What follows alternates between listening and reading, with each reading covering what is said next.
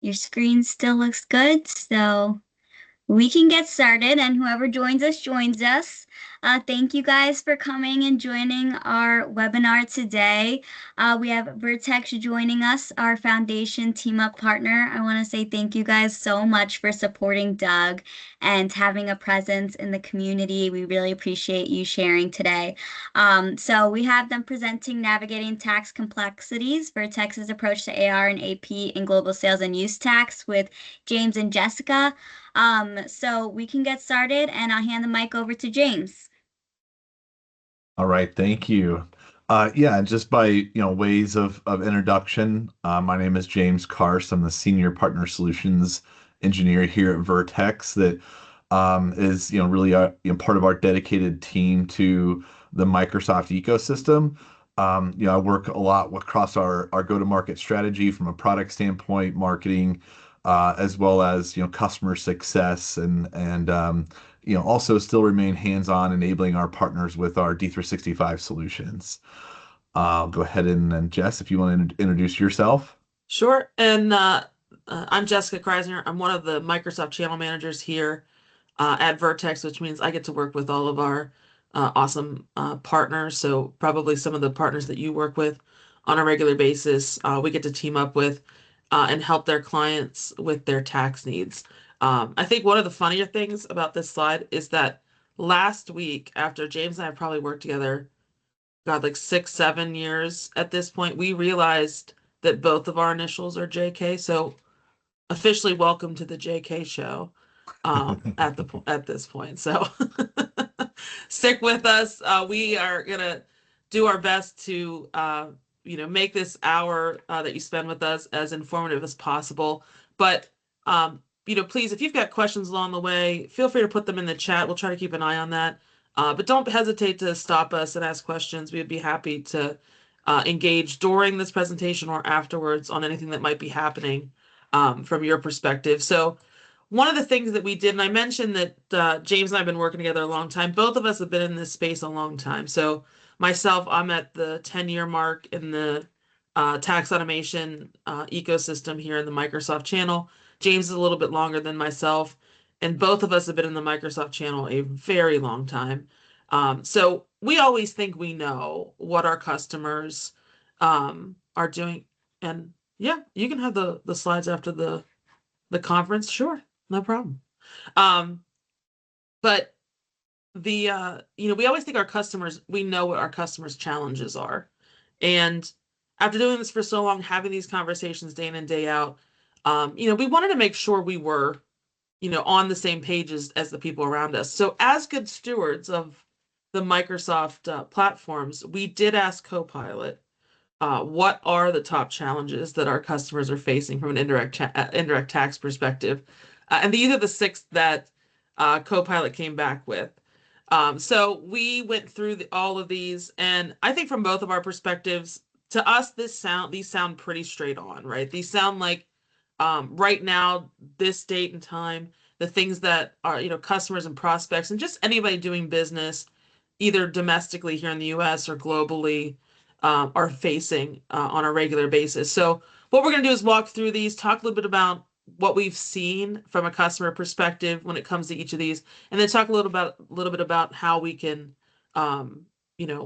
actually solution for these challenges as they come up. So first one being rapidly changing regulations across jurisdictions. This is really, for all intents and purposes, why James and I have jobs, if we're being honest. The sheer volume of changes that happen across the tax ecosystem is wild. And the US definitely has takes the top lead on that when we think about all of the things that you have to take into consideration when you think about indirect tax.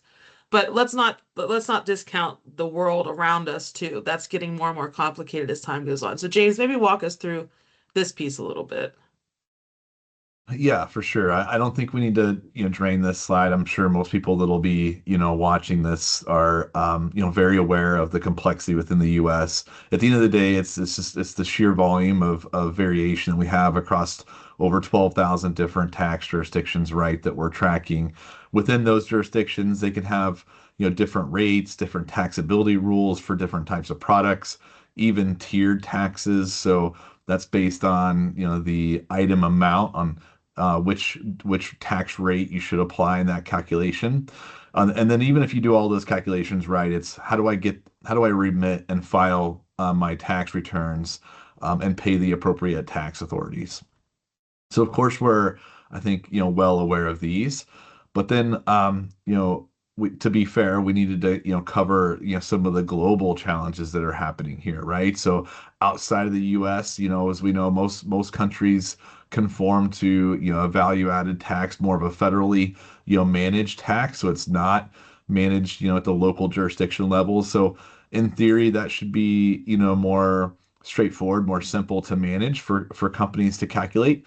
But when you dig into the details, you find out that that's not always the case. So, still on the U.S. side here, I've kind of indicated the Wayfair right. If you're not aware of that, you should certainly, research those rules. That basically means that, even if you're a localized business only physically located in, one state, if you're selling into multiple states and you exceed certain economic thresholds, those states are now able to enforce you to register and start collecting those taxes. So even if you're only in one state physically, you need to be aware of interstate indirect taxes.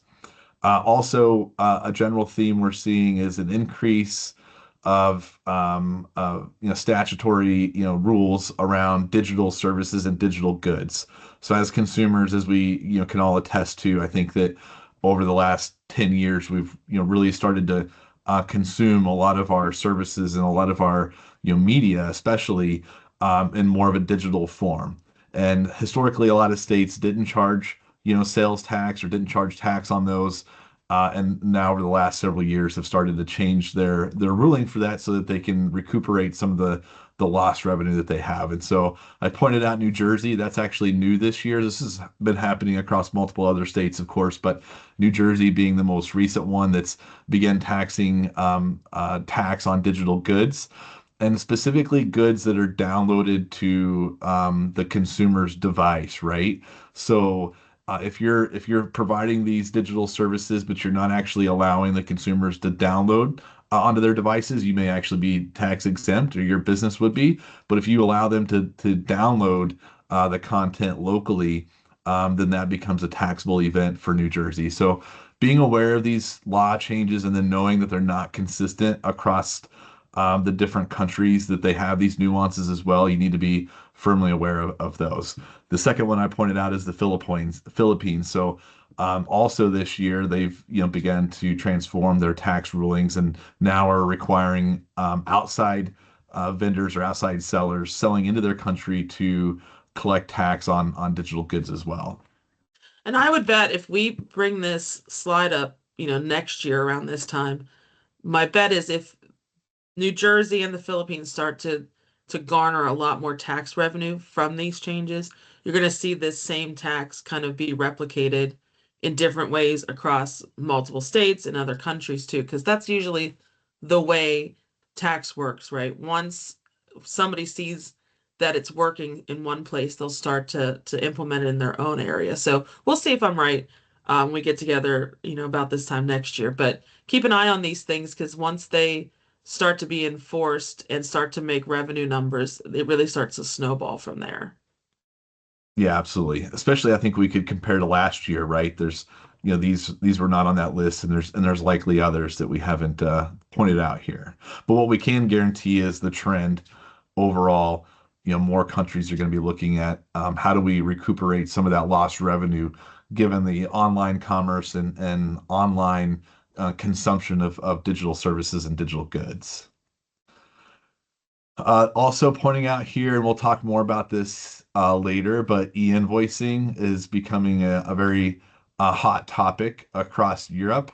Many mandates are already in place, but more mandates are really taking effect next year, and you should be aware of this, whether you're in physically in these countries and already selling to those countries, or even if you're located in the U.S. and selling, internationally. If you're doing B2B or B2G business, then a lot of these mandates will absolutely affect you, and you'll need to have, the right technology in place to support real-time e-invoice reporting to these local governments as you sell. Global trade is also a hot topic for this year, given all the different tariffs, right? And this doesn't necessarily, tariffs are not an indirect tax, they're not a transactional tax, but what it's doing is it's causing some businesses to change how they purchase, how do they procure, and where do they procure, right? So as a result of tariffs, you may be looking to buy more domestically instead of internationally, or vice versa. And as you do that, that absolutely has an impact on, what indirect taxes you need to be prepared to calculate and collect.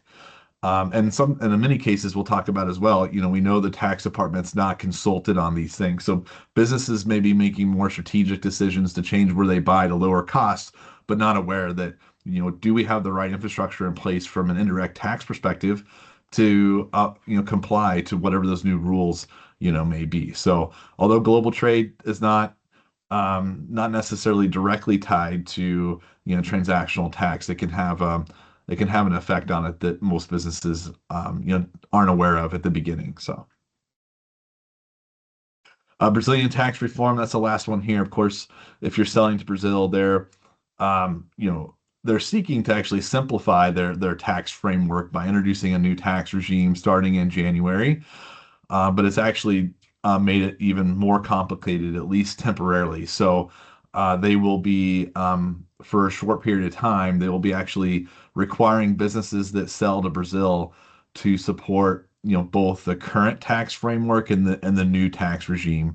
So you need to have the ability within your calculation process to calculate, both taxes and display, all the different tax codes that are in effect. So I think ultimately at some point it will simplify the framework as they transition to the new regime, but in the interim, it actually complicates it because you have to comply and support both.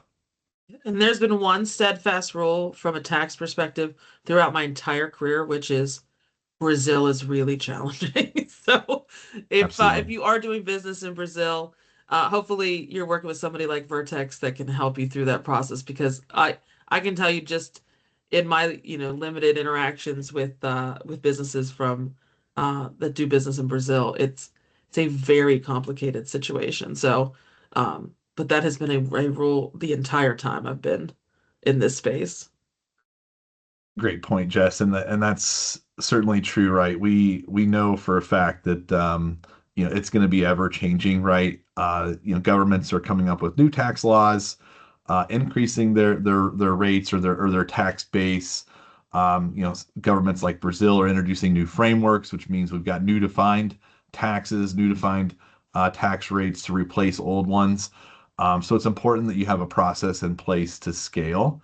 And so versus a second here, we can talk about, Vertex's answer for that. And this is really, what we're addressing here is content, right? We have to, whether regardless of the technology and how it integrates or what it does, in the background in its core, it needs to have a robust process, researching and staying on top of, these rates, and doing that globally as well, allowing your business to scale. You may be domestic only today, looking to grow internationally. So you need to know that you have a process in place that's going to, prevent any barriers to entry if you do decide to grow, globally. So what Vertex has is a team of over 100 professionals worldwide that's really staying on top of these rules from a manual perspective. We also have different technologies in place to monitor all the different tax authorities and their sources where they publish this information. And we are not just looking at, what are the standard rates for these jurisdictions, but we take an industry specific perspective. So we're looking at, what are the rates within these jurisdictions, but also what are the tax rules applicable to many different industries. Some of them just, bulleted here on this list. So you know that, by leveraging a service like Vertex, we have a dedicated, robust team of well over 100 people that are staying on top of this. And our entire customer base, really, depends on this, being done and done well. So what does that process look like, right? So we have that team, but with that team, we can't just have people in and out of the system making changes, ad hoc. So we have a very defined, rigorous, format or process for our team to apply those contents, provide those updates within our database, and then how do we make sure those updates are correctly distributed to our platform and ultimately our customers. So this includes SOC reports, third-party audits of that process, and very strict requirements, of course, that are part of that this process needs to follow, so that we can retain strict data integrity as part of these. All right, All right, so Jess. I think the first one, Copilot not nailed that one, right? The changing regulations is a consummate problem. The good news is that our team is unbelievable, and the content is there to support you at a really granular level. All right, so the second one, technology and automation challenges. I think this one is pretty self-explanatory too. We're going to walk through it a little bit from this perspective, but if you look at this list, from our experience, customers when they come to us, they are not no customer is with none of these, right? Nobody comes and says we are perfectly fine, everything is working as it should be from all angles, right? Everybody comes to us with at least a few of these, but we've even worked with customers that are experiencing challenges on all of these levels, as it pertains to their business. So it's really about trying to help them find a solution to make their lives easier, and make them and get them back to a compliant standpoint, from a tax perspective. So James, maybe we could walk through a couple of these. Yeah, I always like to say, and really, I think this whole deck that, of course, you guys will see and be able to retrieve after our session. But if I'm in your shoes and maybe, my business has gotten to a point where we believe there's a need to, do a better job with indirect tax or perhaps even automate it, right? You may not really know where to look and where to start. And so I love this slide because I think that if I was in those shoes, I'd really be leveraging this as my checklist, right?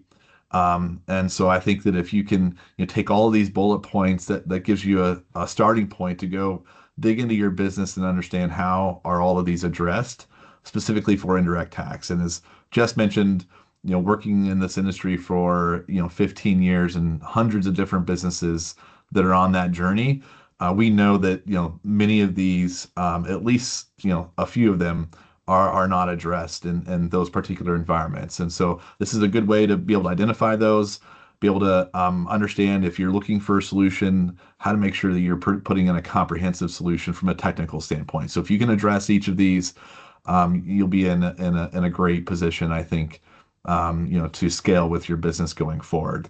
And what we find though is, from a technology standpoint, it's really just, it's great to have a well-refined and proven process, whatever that might be, whether it's using Vertex or something else. But how can we integrate that consistently across all the different, platforms that a business uses? And we know many businesses find themselves using sometimes multiple different ERP platforms, especially if they have multiple entities.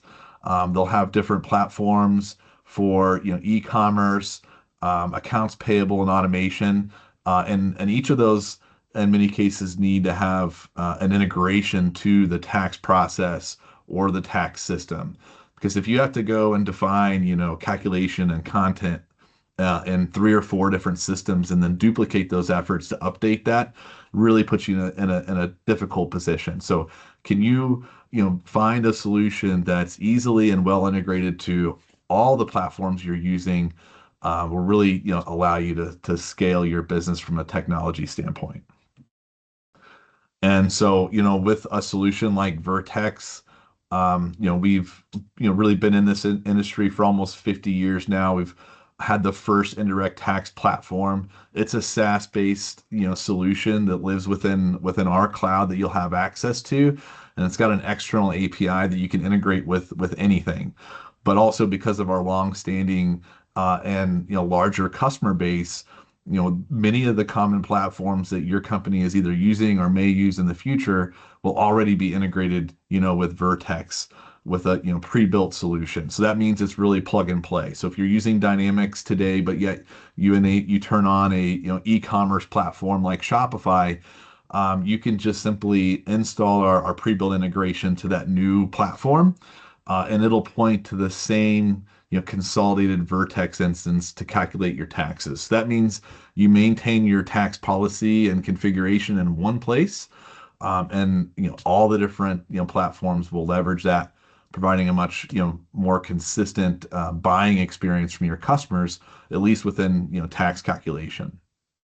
And I would say Anything? too, the other side, in my career, recently, within the last 6 to 12 months, I've seen more mergers and acquisitions come through than I've ever seen before. So that's obviously a big, business factor that's happening right now. And while the hope is that at some point, all those businesses that are brought together will be on the same platform and be using the same dynamic solutions throughout. Chances are, when you acquire somebody or you merge with another company, you're going to have disparate systems, right? There's going to be somebody that's on SAP, somebody that's on Dynamics, somebody that's on Oracle, and it becomes really challenging to manage, not only from an IT perspective, but if you think about the tax perspective, you've got to be able to make sure that you're staying compliant across everybody. And so that's one of the other things that I think the Vertex solution does really, really well, is that it will allow you to have one pane of glass into all that and allow consistency throughout your enterprise, because you're able to manage multiple technologies from one place. So just something else to consider as your business grows or as you're looking to, continue that path forward. It just gives you a lot of ability to scale outwards, so you don't have to worry about making business decisions as it pertains to tax. Absolutely. And really with that, we kind of wanted to touch on specifically for Dynamics, right? Since that's our session, and that's what Jess and I are focused on here within Vertex. We have a very comprehensive list of integrations to the entire Dynamics platform stack here, as you'll see. So D365 Finance, Commerce, Business Central, Sales, even still offering some of our legacy integrations to Dynamics GP and AX. So regardless of which system you're using within Dynamics, Vertex has a pre-built integration. Vertex, has the internal expertise that builds, maintains, and supports these integrations, which is really important. Anytime that you introduce a ISV solution into your D365 environment, you want to make sure that that's a solution that's provided with a provider that's there to support you for future version updates and compatibility, as well as any troubleshooting or challenges that you have. And so that's definitely a focus point for Vertex. And as I mentioned, we're fully equipped internally to be able to support those types of challenges. And with that, whenever we build an internal pre-built integration with Vertex that Vertex owns, we take all of our learnings, from the last 40 years of ERP integration and indirect tax, and we make sure we take that common knowledge and we apply that to all of our solutions, right? And our D365 or AX integration's really been on the market for over 10 years, so it's a very mature solution that supports not just domestic indirect tax calculations for like the US, but also global capabilities with that one and single integration. And so believe it or not, that's a very intricate integration. It's not something that's easily replicated to have that kind of deep knowledge and those deep features for a global integration to an ERP. And that's something that we'll offer with all the different D365 solutions that we have here in market. So certainly keep that in mind. All right, moving into skills and resource gaps. Sure. So, I think we're doing pretty well when it comes to, identifying the areas where our customers are facing challenges. And when we talk about skills and resource gaps, this isn't necessarily what it seems, right? One of the things we've seen throughout our, the time we've worked in this space is that it is very rare that the tax department and the finance and accounting department are as staffed and equipped as they need to be, right? It's usually an area where the company, because it's not a money generating area in large part, tends to maybe overlook it a little bit. So we face this all the time where, and lots of times, the customers that we talk to, they're not only the person in charge of tax, but they're also the, head of HR and, the facilities manager. So when we talk about skills and resource, this is more about, finding those areas where, the organization needs automation in order to be able to really fulfill all the areas that it needs to from a tax perspective. So, James, I think we found a lot of, really informative content about what this really means for companies that we work with. Yeah, absolutely. I mean, even from our own perspective, right? The voice of indirect tax within organization is usually not very loud, right? And likely because it's not a large team. So in my experience, the 1 to 3 full-time employees is certainly the average of what I see. Many times these are cross-functional yeah, employees where they're not dedicated to indirect tax as well. So it's very often a reactive type department where you're just trying to kind of keep up, and you're reacting, many times not in real time, not as the business, changes, but afterwards to make sure that you're, staying as compliant as possible. And then with the change of technology and evolution of kind of gone through over the last 10 years or so, this team needs to be needs to cover both obviously a tax background and tax knowledge, but just as importantly a technical background. They definitely need to be savvy technical specialists in order to manage the day-to-day operations that are necessary in our indirect tax environments. So what we find, and this is what we both see in within the field interacting with our customers and partners, but also if you just kind of do some research online, you can validate this like what we found here, right? In the day-to-day business of indirect tax or the teams where they spend the most time, 73% is actually just timely and accurately filing their tax returns, usually on a monthly basis, right? During the month, what they're doing is grabbing data from all the different systems, consolidating it, reconciling it, transforming it into the right formats for the different tax authorities, and then filing it, right? 50 to 70% of their time is spent, doing that. So, really, I think a goal as you're looking and you're on this journey, and maybe even trying to justify an investment from your organization is, the strategy of trying to transform the day-to-day time spent on this reactive process and trying to make it more of a proactive perspective, right? What if you were to reduce some of that heavy time doing the data collection and filings, and be able to move that time more towards like feedback to the business, mitigation of penalties and interest, and generation of tax savings, which is absolutely possible, right? There are ways, especially on the purchasing side, that if you can if you can implement more accurate processes around tax calculation, you could actually find opportunities to save money with indirect tax. So that's really our goal is, can we save enough time on the bulk here, the bulk area, and move that towards more of proactive tax management.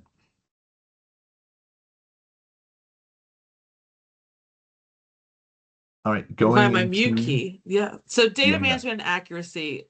This is a big one that we've seen a lot lately. And I know, I think we were required by law being in the Microsoft channel to discuss AI at least once every hour. But this is a conversation that, we've talked about forever, but it's becoming more and more prevalent, especially with the advent of AI, because that data, as important as it has always been in your organization, is becoming more and more important as we go through these exercises. Because in order to, really automate your processes as well as possible, that data has to be as clean as accurate as possible. Because as we all know, and we talk about this a lot in our space, bad information in is bad information out. So this idea of making sure that your data is as accurate as possible is only getting more and more important as we go through this process. So, James, let's walk through this a little bit to kind of talk about how it means for what it means for indirect tax. Yeah, and I would just reiterate, the data obviously needs to be accurate, but also accessible. And that's where, many times if you're inheriting a tax process and a tax system that's not automated, you're likely, suffering from challenges of getting access to the right data. So you, as we noted before, you likely may use multiple ERP systems or ERP system and consolidated with an e-com system. And then you have an indirect tax process that's also separate from a compliance process. And this is just kind of a fun illustration, but it really just explains the craziness of trying to get your data from each of these different components, consolidating it and then reconciling it. And as we just mentioned, right, when with your tax team and limited resources, I'm sure this is where they're spending the majority of their time each month trying to stay compliant. So we like to kind of transition and for each of these and just talk about, what does life look like with Vertex and how do we help solve that specific problem? And as I mentioned earlier, Vertex is a cloud platform. It's also an end-to-end platform. So we've got the ability to do all the tax determination for any jurisdictions across the globe. We can do, customer exemption certificate management within that same platform. And then on the right-hand side, we can do all the returns and reporting. So we can file your tax returns, domestically as well as internationally. And we also offer, e-invoicing. So if you are a global business that's looking for help with e-invoicing, you could introduce that as part of your indirect tax, platform here, and it's all within one system. If it's all within one system, that means it's all on one Vertex data, platform, and that's really what we're emphasizing here towards the bottom. The cloud platform goes all across the bottom, meaning all of your data is in one place for tax compliance. There wouldn't be a need for having to go multiple places to, consolidate your data if they're all connected to Vertex. You also don't have to get data from your tax determination process and consolidate that with your returns and reporting process because these are all linked. These are all the same. So that can really save time and introduce another level of organization when it comes to data management for indirect tax. What it also does, since this is, in current year 2025, right? How can we leverage AI to make these processes easier? AI is also only as good as the accuracy and the accessibility of your data.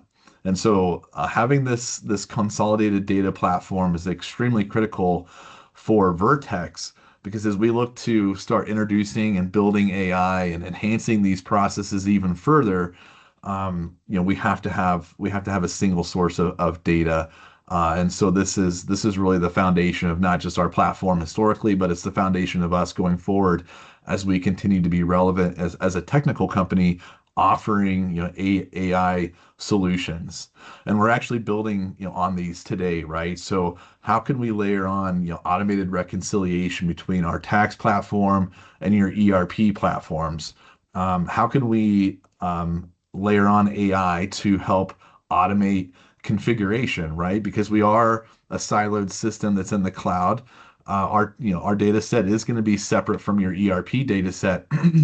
There's a need to still maintain configuration. Although we streamline that, it's not automated. Can we layer on AI on top of our data platform that's going to create an experience where our system's automatically configured by AI and up to date with your ERP system? So that's really what we currently offer. Single end-to-end solution that covers all of these capabilities. It's all in one data platform that really sets us up for success to on our AI journey going forward. So if we integrate AI, this is another fun illustration and really just to continue to iterate that, right? We have indirect tax, we have compliance. Those will all be under one data platform with Vertex. And then we can start to introduce AI in between to even further automate some of the housekeeping processes that are still being maintained even with a system like Vertex. So, just so everyone knows, something that we are working on right now is a D365 tax config agent. We're part of an early adopter program offered by Microsoft where they were looking for ISV partners like ourselves, specifically for D365 that have ideas about building AI agent to agent type solutions on top of D365. So our goal here is to and what we're working on is deploying an AI and an agent on top of Vertex O series here. So in this little diagram, you have the Vertex, that's O series, which is our cloud solution that has existed for some time. We can deploy an agent on top of that.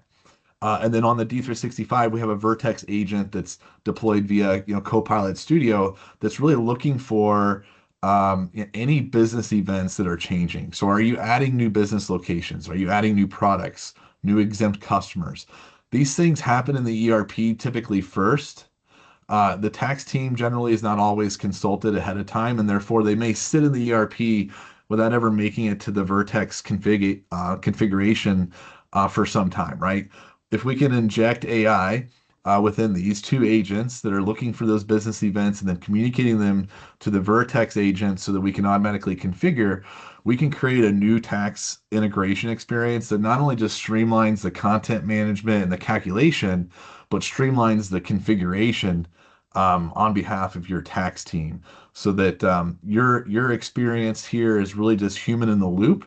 You're sitting in between. You're going to accept or deny, configuration recommendations, but you're no longer going to have to, physically watch your ERP or physically stay up to date with your business changes and then physically go to Vertex and configure them, right? We're going to provide a much more seamless experience to update that. And that's really how we envision our go forward strategy for Vertex and tax and introducing a new AI experience. So we're actually going to be at Ignite here in 2025. So if you're watching this and planning to attend Microsoft Ignite later this year, definitely seek us to take a look at that time. We'll be ready to demo, what this new solution will look like. Very cool, James. This has been a brainchild of James, so he's being very humble, but this has been a lot of work in the making. So it's very cool. Um, so we talked, the next one is real-time reporting. This one is coming up a lot, a lot, a lot. So we mentioned a little bit before about e-invoicing, which is those mandates in some places are already in effect, but for the most part are coming due in January. Um, the thing that to not miss out on is you need to be able to adjust for those types of things too. There's also a lot of reporting mandates in general they need to watch out for globally, and I'm sure something to watch out for if it's successful elsewhere. It may be coming to the U.S. too. So let's talk a little bit about the reporting elements of Vertex. Yeah, and again, if you're a business that's selling internationally, especially in Europe, and you should be aware of these e-invoicing mandates and looking to understand whether or not they apply to you. I think definitely if you have a tendency to sell mostly B2B, there's a great chance that these do apply for you. So this is just a great reference. I think you can save for yourself as you start to look at where are we doing business and trying to determine if this is if this is applicable. If it is, basically what it means is these tax authorities want you to notify them electronically in real time as you process invoices. So you have to have technical framework in place that's able to gather the data, format it correctly, and submit it to the different tax authorities, and then handle the process of success and validation and things like that. So this is something that Vertex offers as part of our part of our end-to-end solution. Not only are we doing content management, but we're able to help with reporting, in this case specifically real-time e-invoice reporting. We offer that today with a pre-built integration to D365, both for accounts receivable and accounts payable. And we have a real-time integration for e-invoicing. We also have a file extractor, which helps with the periodic reporting. So keep in mind that these countries not only want you to share this data in real time, invoice by invoice via e-invoicing, they also still require you to comply with what's called periodic reporting, which is your more traditional VAT returns. So Vertex can help with both of those in an automated way. We can help as you with a standard consolidated platform. So everything you see in this blue box is one interface. It's one login to the Vertex system that's going to facilitate both of these compliance needs. And basically it's connected to your data from D365. It's going to transform that data and it's going to connect that to the external tax authority networks, whatever they may be, and then it's going to store that data at the transactional level so that you know whether or not those e-invoice transmissions were successful or not successful. So we can streamline that process. Doesn't matter what country you're selling to. We'll support either of the different frameworks that they may be requiring. Also, if you're looking for more domestic indirect tax returns within the U.S., the same platform supports those as well. As usual, there's way more volume there, right? So there's over 1,500 different returns across the U.S. and Canada. In a very similar fashion, we would take your data, we would produce these tax returns, and then file and remit them automatically on your behalf. So just to kind of do a quick look into D365 and how the e-invoicing solution works, this is relatively, the connector for D365 is relatively new for Vertex. We just launched this here in September of this year. And then we're going to continue to quickly grow into additional countries and features going forward. But we do provide this support today, and therefore I wanted to kind of show you what that experience would look like. So assuming your users would be in D365, just like you see here, they would be creating a sales order, getting ready to invoice it. And so as we can see here from this sales order, I went ahead and invoiced it, it processed, and I can tell I've got the invoice journal here with the invoice 000271. So this experience is just normal D365. Your users don't have to do anything extra for e-invoicing. But what our solution has done is it's realized, hey, this is a B2B invoice. This is to a country that requires e-invoicing. I need to submit that electronically, to that appropriate tax authority. So we've added our own Vertex e-invoicing documents form here where you can track that transmission. And I can see that Vertex picked this up, and it also sent this e-invoice to the appropriate country. We will need to provide data logs that track that interaction, right? So not something you have to look at every time you process an invoice, but know that if you need support, if you need to dig in and troubleshoot, we'll have the full XML visible and available for you to see within D365 from the same screen. So I can tell exactly what was sent from Vertex to the tax authority. I can refresh that page. Typically, this just takes, depending on the network and the tax authority that we send it to, how long it takes them to process it, anywhere from just a few seconds to maybe a couple minutes. But in this case, just refreshing the page now, I can see that I've got a success status. That means that this invoice has been received by the tax authority successfully, and I know that I'm good to go. And occasionally, for different reasons, this may not, be successful. It may fail. We also have built-in, batch jobs that'll automatically resend this, so that it eventually can get that successful status, or if not, you'll have the ability to see that and work to resolve that. So in this case, though, I didn't have to do anything as a user. It automatically generated the invoice, communicated that to the tax authority, and I can sign off. This data is all stored here in case there's ever any need for support within a particular tax audit. With that interaction, and as I mentioned, this all goes into one single consolidated data platform that's in our cloud, right? So this is also tracking that e-invoicing data. This is tracking my returns filing data, as well as my calculation data. So one single login, one user experience. But in this case, I'm looking at our e-invoicing dashboard, and I can see that same invoice 000271 is recorded here. I can see that it's successful, and if I needed to, I can download any of the details and the compliance information in case of an audit. So these two systems will be in complete in sync with D365 and will be considered sources for you in case of any reporting needs. So And just just like, to kind of round this out with what we were talking about with e-invoicing, there are reports that each one of these submissions could take up to 30 minutes if you do them manually.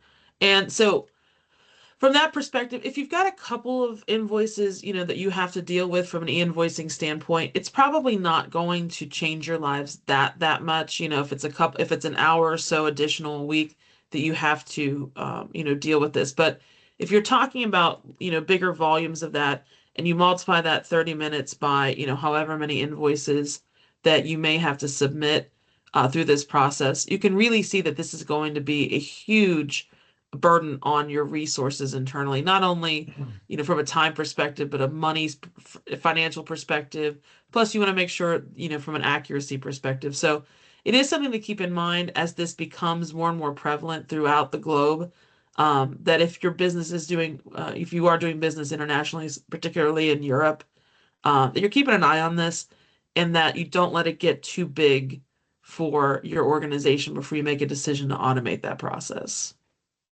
agreed, yeah, and I think the main benefit or takeaway, right, with a Vertex solution is it doesn't matter what country you're selling to or who has these mandates, you can easily turn that on and then depend on our system to make sure it's going to do what's necessary to electronically send that information and then track that. So Absolutely. All right, so number 6 is risk tolerance and non-compliance. And this is really what we're doing all of this for, right? The trying to make sure that all of our customers are that stay compliant as possible is important because as we talked about a few times, when we talk about tax automation and really kind of focusing in on these indirect taxes, this is not a money generating activity in most instances for your organization, but it is a protection for your organization so that you're not incurring additional expenses that you weren't anticipating or that really could make a huge impact to the overall numbers for an organization. So if we look at risk tolerance and we define that term, it's really the level of uncertainty that your company is willing to accept. And what does that mean? That means that within a reasonable limit, what are you willing to accept with internally as this is how risky we're allowing things to get, right? This is what we can absorb internally. And then looking at that and doing a balance between the cost of compliance versus the risk of penalty, right? So by implementing certain practices, what can what are you willing, what can you look at versus staying compliant versus the expense of enhancing those practices, right? And the risk of penalties, what becomes of that, right? So if we look at the risk of non-compliance, I think these are not shocking to anybody, but they're financial risks. So underpayment, late filings, audits, those really have a potential impact to hurt your bottom line overall. Operationally, what do those errors that may come from manual, manipulation cause your challenges, right? We've seen all kinds of things from, having to pay back misappropriated tax back to end users, which is not only a financial burden, but also a time burden, all the way through to class action lawsuits, which I realize is a way bigger challenge from that perspective, but we've seen it happen when you know you've gotten it wrong on a big scale. Reputational, it goes back to you want your customers to trust you at every level, and getting the tax wrong is an unnecessary way to shake that confidence in a product or a solution that you have out in market, that you don't want to disrupt, right? That getting tax wrong is not where you want to have your challenges. And then legal, obviously, misrepresentation or misinterpretation of those tax laws can become problematic if you're found to be doing it incorrectly. So everything that we do is designed to, try to keep you as compliant as possible, to get you to a risk tolerance that's almost nothing, as close to nothing as we can get you, and those types of things. So, um, when we think about, what's at stake, what we've seen is that in some cases, and we just talked about this with a kind of a group of prospects to see, how many organizations actually set aside a fund that they leverage, and they have a budgetary line item to protect them if they do have to incur additional costs and fees and penalties and those types of things. The number was pretty low. We've seen it in some larger organizations where they do have a budget that's set aside to fund anything that might happen in terms of audit penalties or missed payments and things like that. So that reserve is an interesting thing to think about because it does become a budgetary line item if you have it in place, and if you don't, you're kind of flying without a net.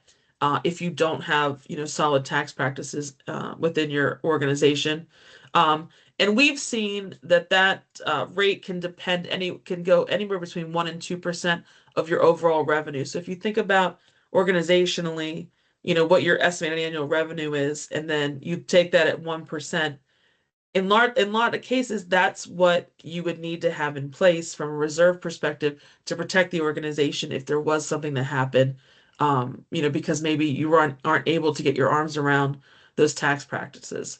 Keep in mind the penalties and interest when you do get it wrong can go upwards of 25 to 50%. So we're talking about high stakes dollars here, and regardless of the size of business that you're in, it can really impact the bottom line if we're not getting all of this correct. So it's something that we focus on day in and day out to make sure that we're doing everything in our power to keep our customers as compliant as possible. Absolutely, just sorry. And with that, if we could just kind of summarize, how can Vertex help with that, right? Obviously, time savings with an automated solution is the first thing people think about, and to kind of put a statistic to that, we on average see a reduction of manual effort, 30 to 50% when implementing a solution like Vertex.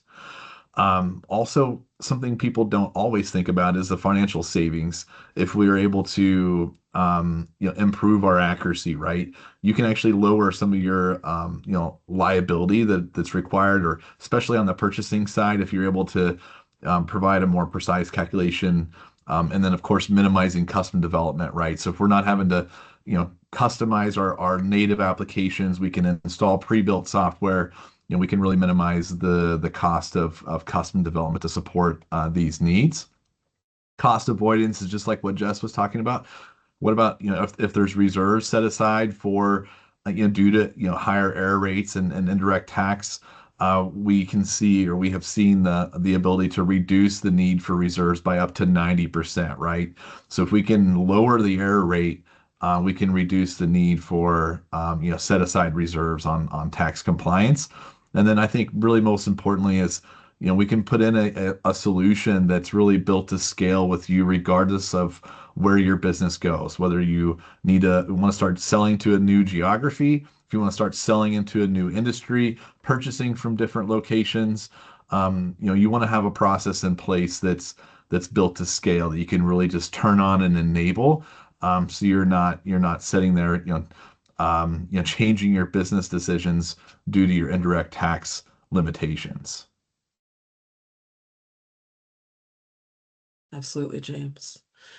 So, as we round out here, and if you've got questions, please pop them in the chat. We're happy to answer them for you. But and we mentioned that we've been in this space a long time. I actually have been with Vertex a little bit over a year and a half now.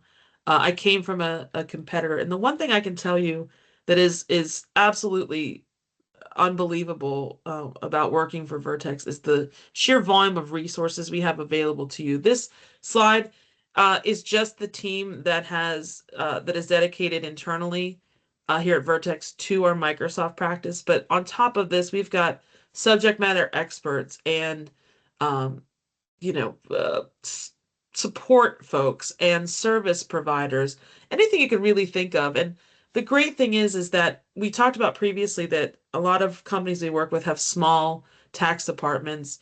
But the good news is that when we work together, you now have access to all these people along with us. So, keep that in the back of your mind.